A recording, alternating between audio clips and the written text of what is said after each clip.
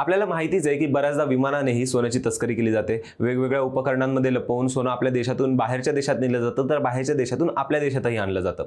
आणि या लोकांना पकडण्यासाठी विमानतळावरती अनेक अधिकारी, पोलीस, सैनिक तैनात असतात। पण जर ते अधिकारीच या तस्करांना मदत करत असतील तर? अशीच एक घटना उघड झाली आहे ती देशाच्या आर्थिक राजधानीमधून, म्हणजेच मुंबईच्या छत्रपती शिवाजी महाराज आंतरराष्ट्रीय विमानतळावरून। छत्रपती शिवाजी महाराज आंतरराष्ट्रीय विमानतळावर एक अशा रॅकेटचा पर्दाफाश झाला आहे ज्यात खुद्द विमानतळाचे अधिकारी सामील होते। DRIने ऑपरेशन गोल्डन स्वीप नावाने ही कारवाई केली, ज्यात त्यांनी 10.5 किलो परदेशातून आणलेलं सोनं पकडलं, ज्याची किंमत तब्बल 12.58 कोटी रुपये।